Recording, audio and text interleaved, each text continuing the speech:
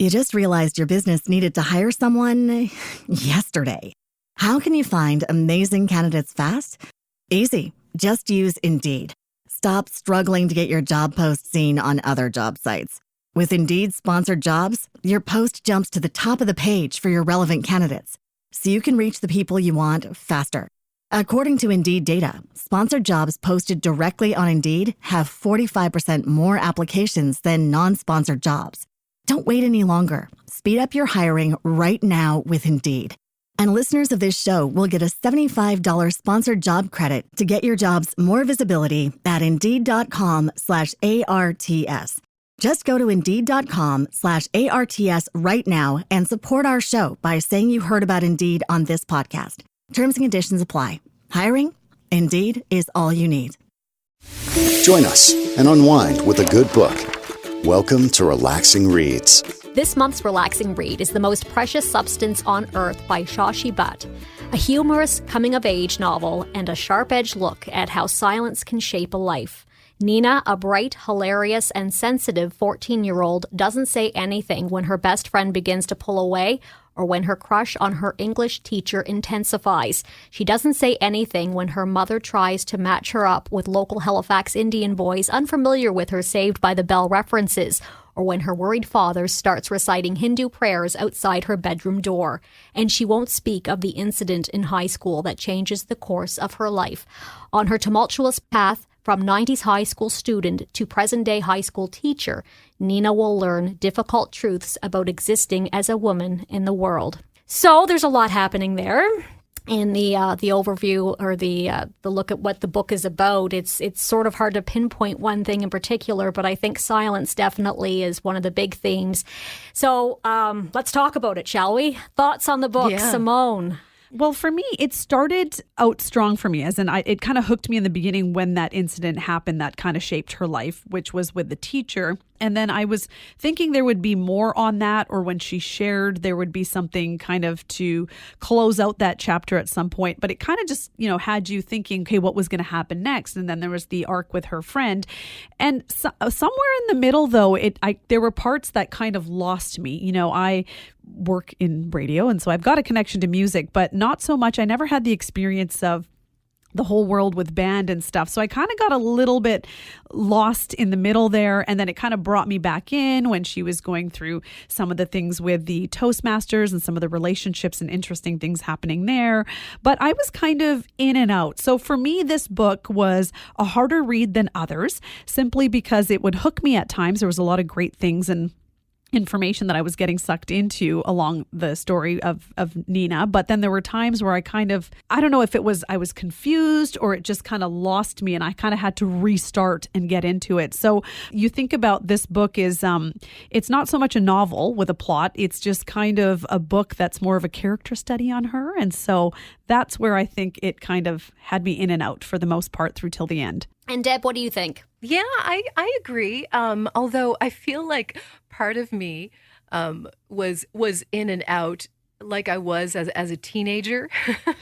The timeline. Yeah. I think I might be a little older than Nina's character, but not far off it because of all the references to pop culture. I was there with all of that as well. But I think it's also when things happen as a girl, as a young woman, and especially something traumatic, we kind of put it away, like the secret she kept, and you put it on a shelf, and then you go about doing other things, and then it pops back in your mind, and then we go on to other things. And I think we always feel as women that we've got to put others first, no matter how heavy that might be within ourselves. So I think that the in and out for me is what was going on with perhaps, Nina and her own mind with everything that had kind of been navigated or she's been trying to navigate in her own life. It always felt like what could have been for her if she hadn't experienced that trauma. That's what I always felt like where would the teaching job, where would that have gone for her, or who would she have met along the way that she could have actually created a really great relationship with? Because there was never that connection she had the connection with Amy in the beginning, and then that was lost. And she always had a great connection with her parents. But as far as like relationships with men, like when she was going through the dating scene, it felt like one disaster after another. And other than she had one really great guy that she met, and then she just kind of ghosted him. So it was obviously that trauma that she carried with her throughout. But throughout the story, as well, as heavy as it is, with the pulp culture references and with setting in Halifax, and that really Halifax was almost like a character I found in the novel, which I really enjoyed and could certainly relate to. And we'll talk to Shashi about that coming up and how that sort of was the chosen background and about the pulp culture references and whatnot. So we'll talk to her about that coming up in just a little bit. But we still have much to talk about before we talk to Shashi. So as mentioned off the top, the book is described as a humorous coming-of-age novel and a sharp-edged look at how silence can shape a life. What are some key moments in the book when Nina is longing to speak but can't? Those moments that you stood out to you? Deb, I'll start with you on that one. Well, I guess just, after it happened, and not fully understanding, even years down the road, I think, what happened to her should not have been happening to her, as a young girl or a young woman. And the fact that it was kind of like, okay, it's my secret. I don't have to tell anybody and just be fine with that.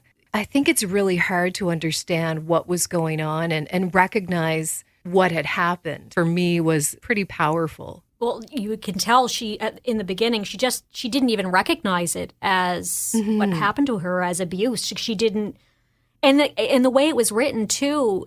Like, I had to go back and read it over to see if it did happen, or if it was like, I didn't know if it was like a dream sequence or something. I was praying that it didn't actually happen, and it couldn't have been that. And then it was, and it was almost like it happened. Well, it played out sort of the way that it does in the story, didn't it? It happened to her, and then that was that.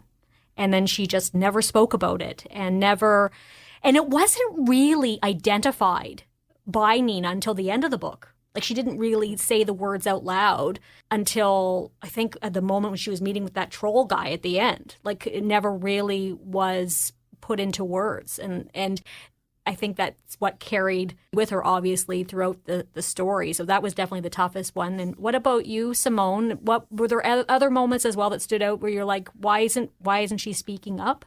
Yeah, I mean, the whole situation with her student, it just seemed that at the beginning when he would approach her, she always seemed so frightened and so scared. And I think it was because of her high school experience that when she got into that position, she almost wasn't equipped to deal with it. And even when she had to run into, I think it was a room, and then the other teacher or the principal came in, she, was still, it just seemed like she was so frightened and she had to hold the keys. And she just was thinking maybe in her head that this is going to happen again, because she didn't really get to deal with that trauma when she was younger. She didn't tell anyone. She didn't seek help for it. And now it was coming out in this form where she was just so scared and so frightened, even though she was in a position of power where she could speak to the faculty, address it, and kind of find a way to be better equipped to handle it. And she would just go through kind of those guidelines of being a teacher and what you need to do. And I think that really had a big part of her eventually just feeling like she couldn't connect, because she probably didn't connect as much with her teachers after having gone through that experience, either if it was a point of fear or just somebody in a power position had done this to me, that maybe she was kind of lost. And then when she felt her students weren't engaging with her, when later she found they loved her as a teacher. I love that part. Yeah, but because she didn't have that chance to deal with her past trauma, it was really hard to see that she was struggling and had to leave things that made her happy and go searching and go traveling, where she wasn't really finding that life enjoyment or fulfillment. She was still so lost. And it was like, I wish you would just share this with somebody. But then when you think the character was so lonely, she didn't really, as much as she had that friend or that parent, her relationship with her parents, she was very much alone and to herself. So I just think of the people in life like this who maybe don't have people to speak to, that hold so much inside. It must be such a hard thing. And even for those who do have people that are very close to them, they feel like the only option is to remain silent and to protect others rather than I guess maybe part of her was protecting herself, but put others before yourself and store your secret away. And, so very difficult, but so very important to talk about this right now. Women have done it for years. They go through these difficult times, and they may be so strong for others, but they can't find the strength within themselves to be strong for themselves. Absolutely. And like friends, schools, jobs, and relationships come and go in Nina's life, but her parents are a constant. And Simone, you alluded to this already, present in every chapter of her story. So let's discuss the relationship between Nina and her parents. So what are the positives and the negatives? And I just have to say, I love Nina's parents. I just thought it was such a nice addition to such a heavy story. Like they were lovely. They were absolutely lovely. And Simone, if you want to speak about the parents and her relationship with them. I loved her parents as well. It's one of those things that I'm South Asian, so I just know the experiences I had with my parents, or if you're going through some kind of a rebellion where you're changing how you dress and things like that. Her parents just seemed so accepting. If she was wearing a certain thing, they just didn't even flinch. They just accepted her. They loved her. And, she made choices, and she was expecting a lot worse from her parents when she kind of left teaching. And they kind of, had their thoughts on it and wanted her to apply for jobs. But I feel like they weren't as hard on her as I know some parents can be. They were allowing her to make those decisions and supporting her while still having a level of concern. But I just feel like they were always just accepting of her. She wanted to come home, or she wanted to be, do whatever she wanted to do. And I think she just had that comfort with them, even though she couldn't share a lot with them. That was kind of her safe place. So through the book, I feel like that was kind of the strongest, obviously, relationship for her. But yeah, I just love that about them, how they were just so easygoing and so accepting. And it was funny that they were always trying to get her married off. But being a daughter of South Asian parents, it's just something they do, and it can be funny at times. So yeah, that whole part, I really loved her parents as well. And Deb, what do you think about this one, about the parents? Yeah. Oh my gosh, so sweet. You just love to spend, not just a dinner, but a whole weekend with them. I think it would be very entertaining. And they were really funny. And maybe not intentional, or maybe it was. There were just a lot of little moments where, the laugh out loud, what they commented on, and always having a space for their daughter and, supporting her, whether, she's going to wrap up university and not finish and come home and just stay with them for a while, for how long, who knows, or give her a secondhand computer, whatever she needed. They were definitely there for her. But yeah, I guess on the negative side, just I think also, like a lot of parents, they want her to be herself, but they also sort of want her to be like others that they see, maybe their friends or other family members who are getting married off, and maybe through all of that they can't see what her true interest might be, especially when it came to her studies. Yeah, it's like they knew her, but they didn't know her in a way about, obviously, about what the trauma that she experienced, which she never spoke about. But I did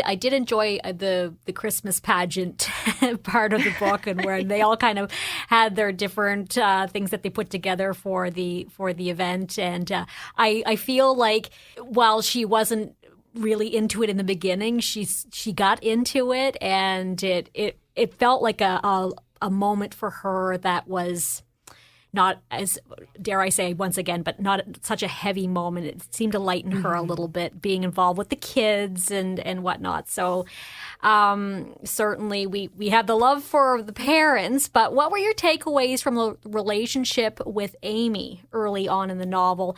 And how did you feel about Nina's message to her near the end of the book? Now, we didn't get to know what was all in the message. She didn't share that. We didn't get to read that part, but we know that she spoke her truth. So, Simone, what were your takeaways from the Amy relationship? Well, at first it seemed like just any average relationship. You're doing things together. You have your own inside jokes. You're, going through life together at such a young age, having these experiences. But then it was that whole, as much as they are best friends, she wasn't sharing anything with her. So obviously she wasn't either comfortable as we know, to share that with her, but I just hope she had spoken to her. And then I think it was the same way for Amy. She was withdrawing and she wasn't sharing a lot of what she was maybe going through. We have no idea what her backstory is. It's just to know that she kind of just wanted to be out of school and wanted to, go and live her own life. And I just wish they would have stayed in touch or connected. And I know she says that she wished she would have checked in more. And I think we might have thoughts on people we've, had relationships with and maybe haven't kept in touch with. You just sometimes often think, especially about those people in your past who have gone a different path, or your friendships just have changed over time. I know I often reflect on those, but I just, when she was thinking that she should have checked in or just kind of wondered, but then that moment where she said, but it's been so long, I don't have that grief. I don't know if I'd feel the same way, because I feel at some point, if you've had that connection with someone, there might be a part of you that kind of hurts when that person is no longer. So that part I kind of struggled with, but then I thought, well, maybe this is just because this is Nina's personality. She's held so much emotion and everything inside of her that maybe she just is not equipped to deal with it. And Deb, what did you think about the relationship with Amy? Yeah, I compared it to some of the relationships that I knew, both with myself and some of the friends I had at that age, and then some of my siblings and cousins and their relationships, and pretty typical. You kind of think about those people that you're with in your teen years are always going to be with you because you do everything together. But her circle was so small. I mean, just having the two of them, if they had a bigger circle to share more of their thoughts, more of what was going on at that time. And I guess reading it, you realize and recognize that the teen years just fly by so quickly. And we always believe that there's going to be more time to catch up and repair something in the relationship, or let's get together and try something new, or, we've got all these adventures that we should try, but you think that you've got the time to sort it out, and then life happens. Years pass, other things come into play, obstacles in life, good or bad. So it did make me feel very sad about how it went. But I guess that's life, right? You mentioned feeling sad. I wrote down tragic. I thought it was if they just opened up to each other. Amy was obviously going through her stuff, and Nina, of course, through her trauma. And I feel like if they just talked about things, maybe, Amy's life would have went a different direction. She got lost in drug addiction, and then Nina felt lost in her life as well, just where she wanted her life to go. And it's like she couldn't quite see who she was and what she contributed. And we mentioned, just kind of go back a little bit, but you mentioned about the evaluation from her students. She couldn't see herself in what she was, how she contributed to the world. And I think that even that relationship with Amy and how they were, well, before the Sam Troll guy got involved, they seemed to really be there for each other. Like they were constants, and then it was just over. And I forget what it was. It was at a restaurant, or they were at a cafe or something like that. That moment when she just was looking frazzled, Amy, and then she just left, and that was it. I think that was the last time they really. And then she had gone missing, and then I think she ended up in New Glasgow. Actually, that's when that happened. And then I don't know. It just felt like I could kind of see. I know, Simone, you mentioned that where she didn't feel sadness, or she wasn't affected by Amy's death, but it's almost like it was looking at someone else's life in a way. Yeah. It almost seems so far removed from who she was now to who she was then. It was like looking at a whole different person. But anyway, what could have been? That's sort of the theme of the book, isn't it? What could have been if things had gone a bit differently here or here or here. And with that, the last chapter in the book brings a little bit of closure, I guess. It does leave a lot of things open-ended at the same time. So what surprised you about the ending, and what did you expect to be different? Or I guess maybe what were you hoping to see? I'll put that out there as well. Simone, what do you think? Well, I was just hoping, often you look for a happy ending. And if that was not going to be the case for Nina, I was just hoping she was going to finally find a place where she felt like she could fit in. Her whole life, she was trying to fit in, and when it wasn't high school, it was, trying to be a part of the band and then joining Toastmasters and even the writing programs she attended. It just feels like she didn't have that chance to finally find her place. To me, it feels like she's still a little bit lost and there's still, a long way for her to go, which is fine because sometimes that's life. Sometimes you will never find truly where you belong. But that was kind of how I felt. I just felt like I wanted to see a little bit more for her. And then the whole thing with the internet troll, like I'm proud of her for finally, tackling that and dealing with that head on, because you see she didn't deal with a lot of things, but with that, she seemed to find the confidence to be able to call this person out, to sit down face to face with this person.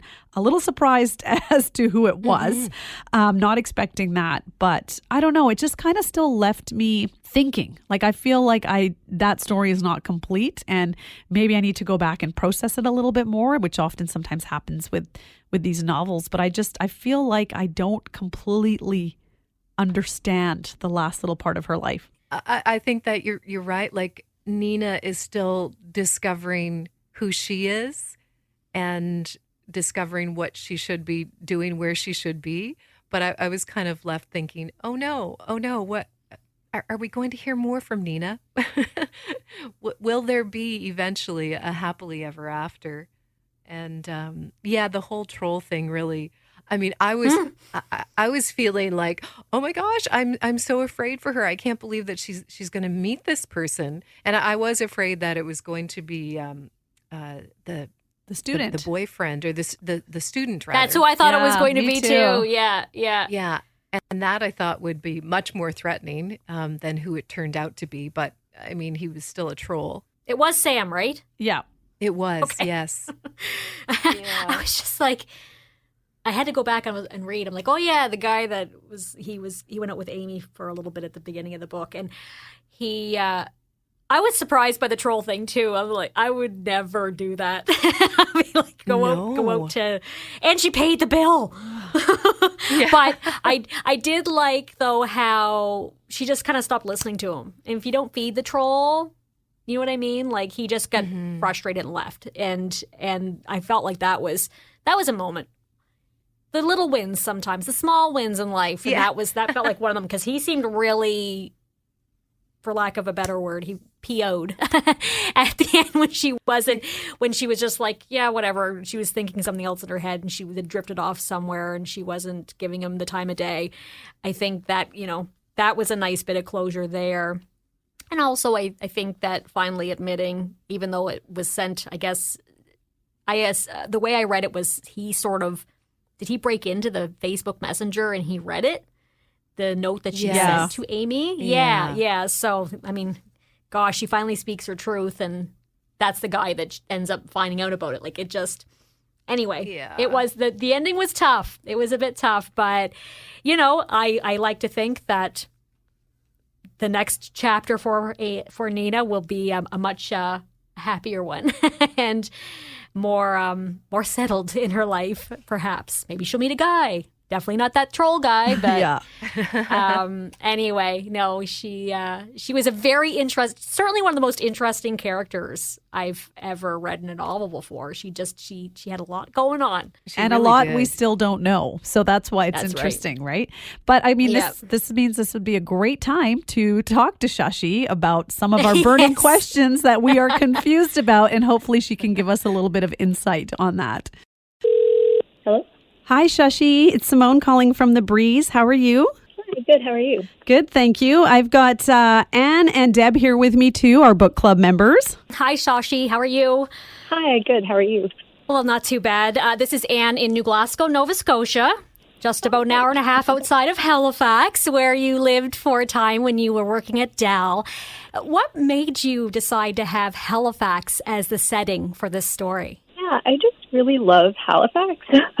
I lived there for about 4 years. As you mentioned, it was while I was teaching at Dell, and it just started to feel like home to me, even though I'm not from there originally. And I think Halifax has such a natural charm and humor to it. Like even things like the fact that if you're from Halifax, you're called a Haligonian. I just love that.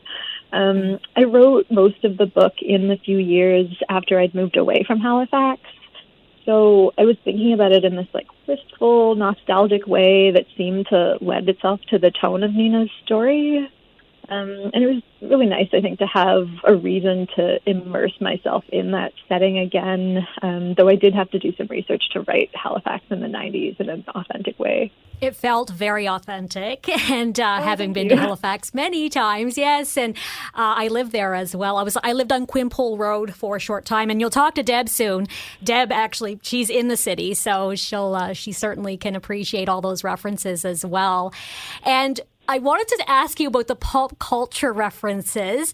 I loved those references, and it was a great way to sort of follow the timeline and get to know Nina.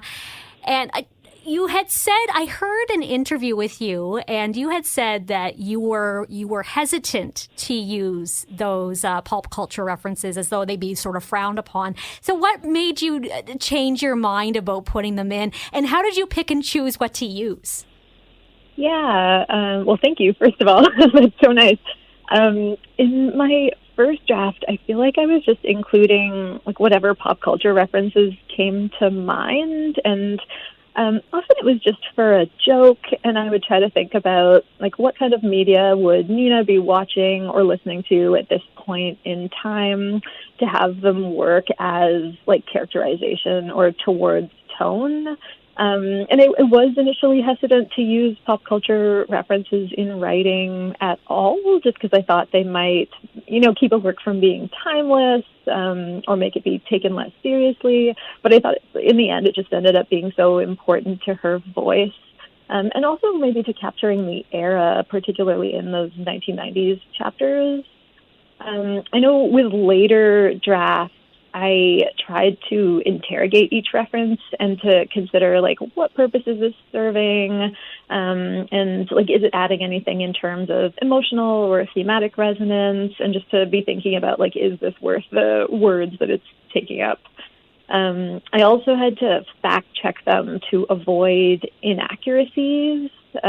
For example, if I made like a Radiohead joke, I had to make sure that album I was referencing had actually been released at that point in time. I did end up, there was one longer reference that I ended up cutting, and that was to Catfish, the TV show. I don't know if people are familiar with this show, but it's like a reality show where people meet on the internet and then are almost never who they say they are. But the problem was, like, when I put the chapters in order, that chapter was set in 2006, and I think the show only came out in 2012. So I replaced it with a reference to Fraggle Rock, which I think ended up being a better fit because it's the story where Nina goes to a Jim Henson exhibit. I was going to tell you, I kid you not, that the Fraggle Rock reference was one of my favorites. Oh, really?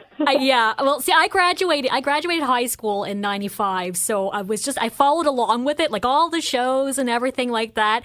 And I feel like if I ever met Nina in real life, we would have a whole lot to talk about because I'm also obsessed with TV, and I love talking about television and whatnot. So I love talking in general, but I especially love pop culture, and I thought it was a nice addition. It was a pretty heavy story, so that it felt like it was a way to kind of get into Nina's head and her mindset with sort of the lighter things in life. It was nice to know she got enjoyment out of watching a lot of The Bachelor. Yeah. So I really enjoyed that about the story. So yeah, I'll hand it over to Simone now with a couple of questions as well. I really enjoyed the read, and I loved, like Anne mentioned, the 90s nostalgia. And I'm also South Asian, so I really loved the Shah Rukh Khan and the Bollywood, and that whole vibe of spending time at the temple, your parents constantly asking you to get married or introducing you to people. So that was definitely relatable to me. And it was also very interesting because I grew up on the West Coast, and I know here, many of the South Asian people, there wasn't often people getting into kind of that goth world. So it was really interesting to see that was happening in Halifax, because you just see kind of how the coasts are so different, you know? Yeah. Oh, that's interesting. Yeah. Yeah. And so reading the book, as Anne mentioned, it was heavy at times. You know, and it's not a book about Nina kind of finding herself, or you kind of look for that justice or closure for her. But instead, she goes through a lot of, you know, unfair things in her life. What inspired you to take this route when writing? Yeah, I guess the darker story was really the story I wanted to tell. But I also think, like, there's something about, like, a story from the point of view of a teenage girl where, like, we're used to seeing that kind of voice in young adult fiction or in stories that are, like, easily dismissed or are much lighter. And I just wanted to play around with the expectations of that voice, and to, like, start off with something like a light kind of voice that belies the seriousness of what these characters are actually experiencing. So I was really playing, like, with the tone of the dark and light there. Yeah, it definitely showed. And it was just, interesting, because when you read that first chapter with what happened with the school teacher, you kind of hoped there would be a little bit more. And then you kind of just had to sit back and kind of make up your own thoughts of what she must have felt, and not even being able to share that with her best friend. And then you see that kind of happen with some of her other experiences. And, you know, you often just...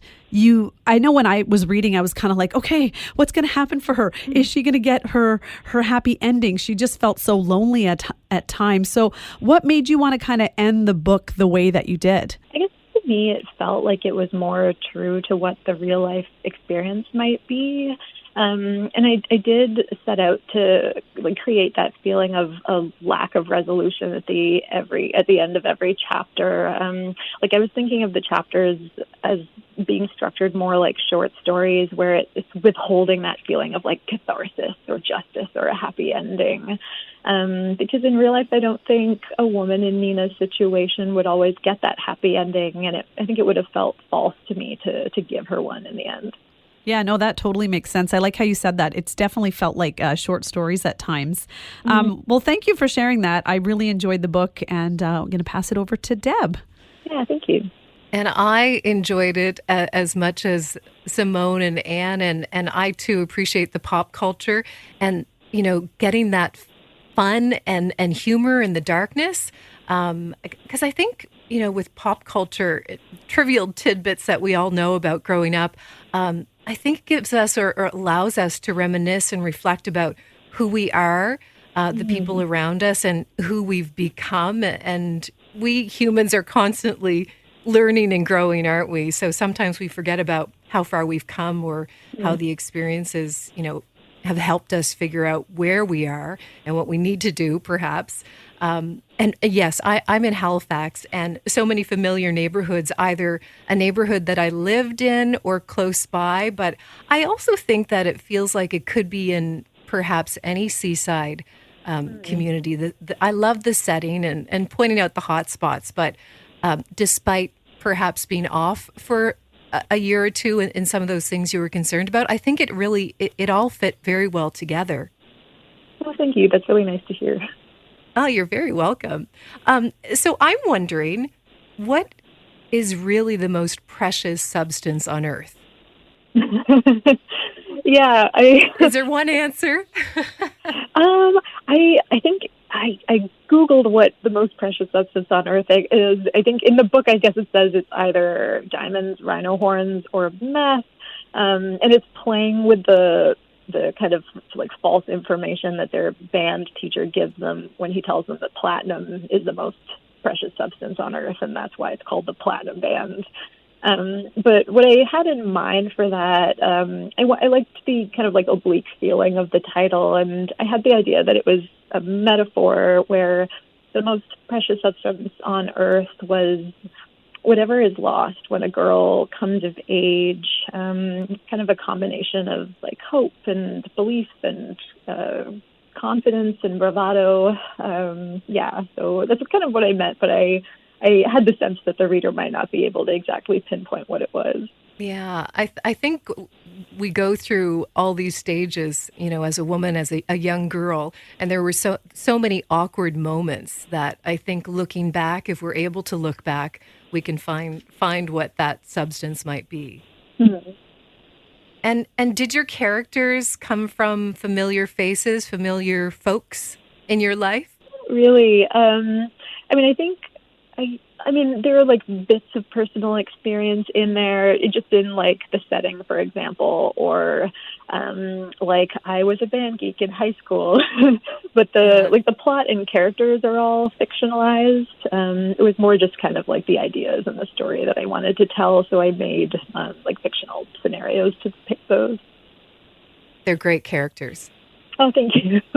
Oh, you're welcome. And I must say, getting, I guess, familiarizing or refamiliarizing myself with some of the spots around the city that I haven't been to in a while, I did go to Uncommon Grounds. Oh, yeah. To get a coffee.